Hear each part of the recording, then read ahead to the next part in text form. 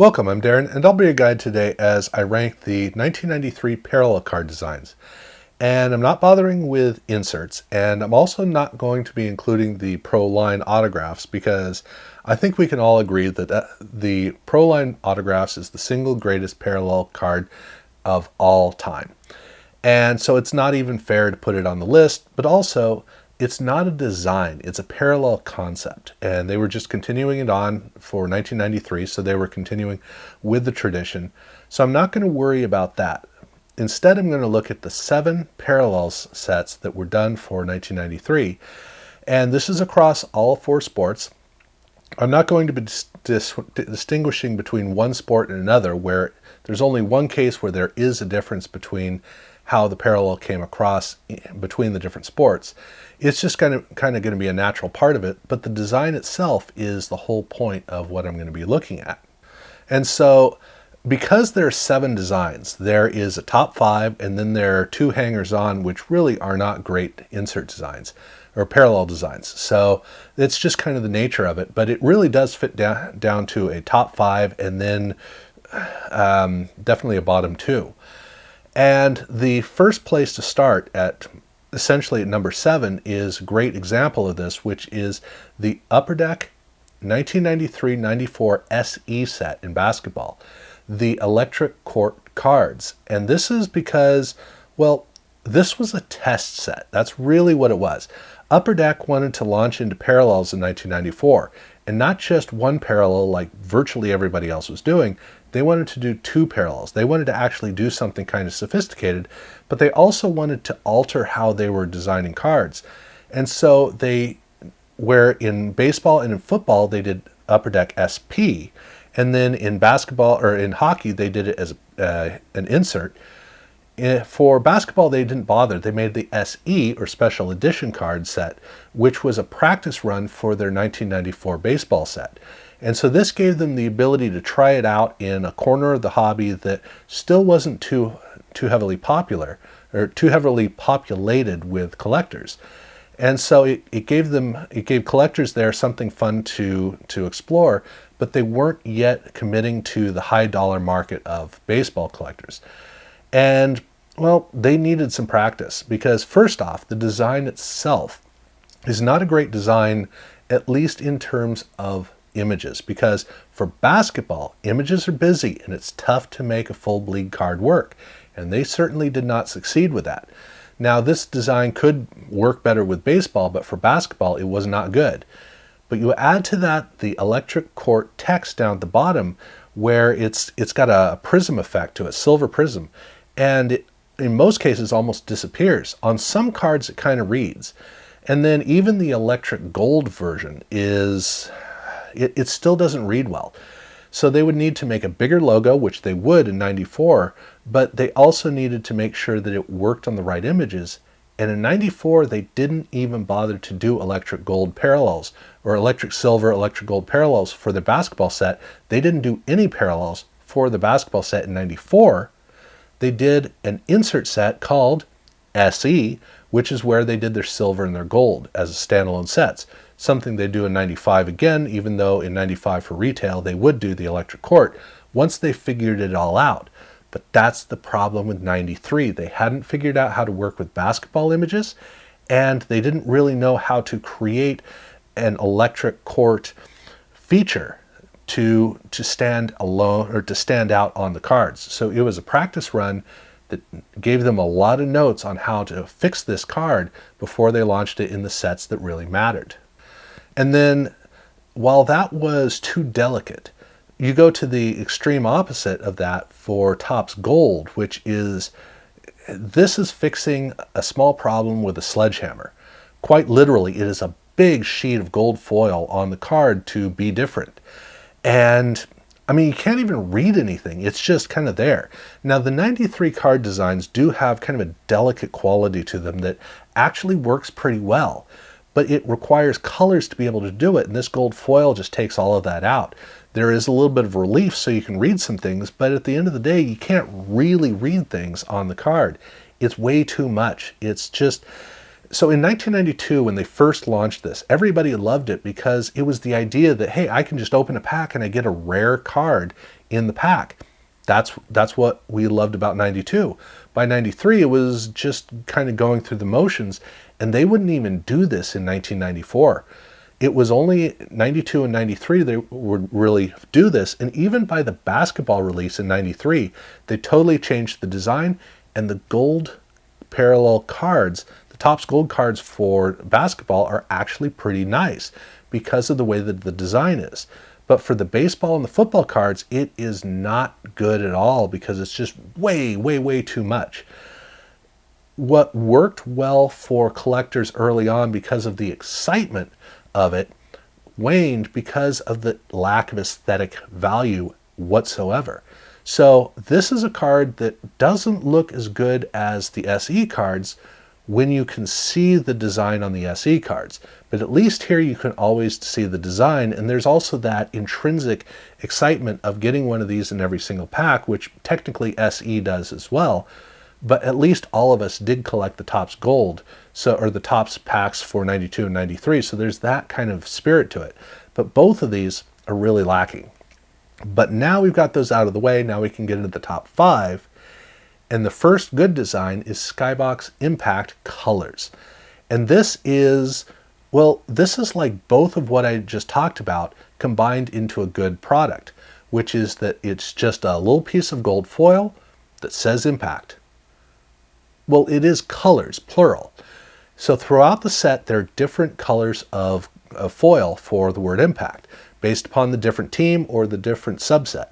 And so that means that as you're collecting these 1 per pack cards for a basic release of cards, it's fun to be able to pull these cards out, and they have different colors so they feel different. There's that excitement of being a kid, which is exactly where parallels that were accepted by the hobby started. The idea that, hey, I'm going to buy a bunch of packs of cards, trying to put together the set, and while I'm doing that, I'm getting a whole bunch of special cards that go along with it at the same time. What a thrill. But the fact that Skybox added different colors throughout the set meant that there was a variety as you were pulling these cards out. It would have been great if all of the cards had different parallels of that, so every card had a blue and had a silver and had a red and had a gold. That would have been awesome, but we didn't need that because the set itself had the variety built within it, which was still great. It's all about the fun of it. But it's still not an aesthetically pleasing design overall because it's just kind of stuck on there, which is good enough, but it doesn't feel very integrated in, which at number 4 we have with Topps Stadium Club First Day Production. And the Stadium Club First Day Production is successful on a number of levels, which is, first off, it's a fancy card, but it has a really fancy logo that is literally a plaque stuck on there with relief and hollow foil for the foil on the card, which makes it look really fancy. So it's a fancy card with a fancy plaque stuck on it, so it feels really kind of elegant. But on top of that, there's the allure of these cards were printed on the first day. At the end of the day, does it matter? No. But there's still that cool feeling of, well, these cards were printed on the first day, set aside, and then provided to us in a special release. But also, the cards were kind of rare in packs, but not so rare that you couldn't get your hands on it. So you could buy one of these cards, but even better, even as a basic collector, you're going to buy some Stadium Club cards. You're just going to buy some packs. That's going to happen. There's an actual chance you could pull one of these out of a pack, which means even as a basic card collector, you could very realistically have one of these cards so they were tangible, and they were fancy, and they were special, and they were rare, and they were all of these things at the same time, but the big thing was they looked good. But it is still kind of subtle. There's not a lot to it. It's still just something stamped onto a card, and it's not really something you're likely to miss too much. But it would be nice if it was integrated in, which when we shift over to number 3, we go to the extreme opposite, Finest Refractor. And the Finest Refractor cards are what, for most people, is going to be number 1 on this list. I can't do that. I tried, and it was like a magnet, 2 magnets with the same polarity. It popped out. It could not stay at number 1. And the reason is because it's a blunt force instrument like the Topps gold cards. In this case, It is bold, brazen. It's like a 1970s card that's proud of being a 1970s card. That's what it is. This is a card that is a refractor, and it is saying, hey, whether you like it or not, I'm a refractor, and you're going to know it. And that was actually the thing that we needed with Finest, because Finest was a fancy card that had its own cool quality to it. But it's the refractor cards that made it really work, where people went, okay, yes, this is real. This is the big time. I'm sold. I get it. I'm on board. But at the end of the day, these cards are boring. Over the years, as I've been working with these cards, I've been surprised at how much I don't care about them. And that's because it's an oversimplistic effect that doesn't really do anything with the card. It's just kind of there.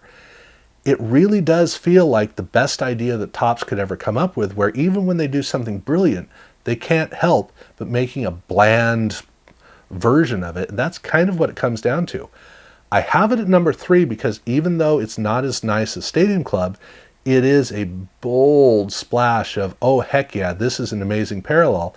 It's absolutely sold on that. But I can't put it any higher than number 3 because, again, it's not aesthetically pleasing. And at number 2, I have the exact opposite, which is the best designed parallel for 1993, meaning this is the one where everything is so infused together, which is Pro Set Power. And the Pro Set Power parallel, the gold parallel, the reason this is so integrated into the card is because, well, the card is designed with a silver holofoil, and this is just a gold holofoil, so it's literally designed that way. The only difference is that this is a little bit different, and it has such an amazing allure because of that. I mean, I opened a box, I guess, 6 months ago, something like that. I ripped through a whole box, and it was so much fun pulling the gold foil cards out because you're going through, all the cards are great, and then there's this one that's different. And on top of that, these are the kinds of cards you could discover years later and go, oh, that's a gold. I didn't even know I had it. It has that kind of quality to it where it can be a hidden gem. But the cards are so aesthetically pleasing. They're so well designed. And this just adds a further element to it that just makes it look amazing. That is an incredible card, but I have it at number 2 for a specific reason, which is that, look, for all that it's really great, it's not a very showy parallel that stands out clear. And for number 1, look, we got to go with the OG. Parallels started with Wildcard. And Wildcard already had 2 years of practice, and they hit it perfectly in 1993. Where Pro Set was sliding backwards, Wildcard was reaching its pinnacle, and I really wish we could have seen a 94 Wildcard, see where they could have gone with it. Because in 91, the card was, well, the parallel was okay. 92, the parallel was pretty cool. 93, though, I mean, you start off with a Wildcard design, which is, it's a 94 card before 94.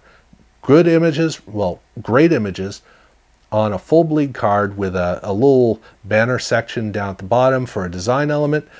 But then you add that stripe with that splash of color foil, and then the logo up at the top is a freeform logo with the foil in it. Just, wow, this is incredible because there's an elegance to it and there's a deep richness to it. The way that these cards come across, this is so brilliantly crafted to where I look at it and I go, I want to collect all of the parallels of this card. But it's tough with 93 because there's not as much 93 as there was 91 and 92. So these cards are more rare, they are more challenging to get, which is a shame because these are the ones that I really do want to pursue because they look the best. This is the height of parallels. This is exactly how you want to do parallels. It has a great, rich, exciting look to it that stands out across everything else.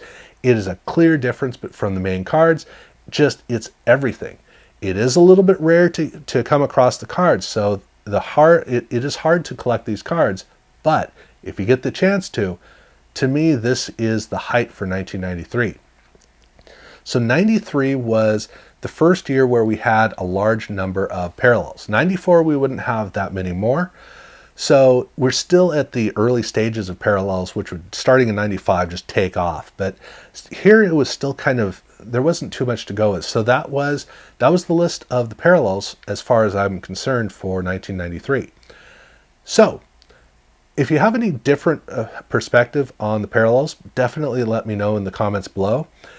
If this concludes the 1993 card run for me, as I've gone through all of this, I'm not going to get into the subsets, which is the only thing I have left. So I'm going to start with 1994 next week. So this brings it all to a close, but it's been a really fun run and really amazing looking at 93. So if you haven't seen all of that, go back and check it out. Obviously, if you haven't subscribed, please do so. And thank you very much for watching.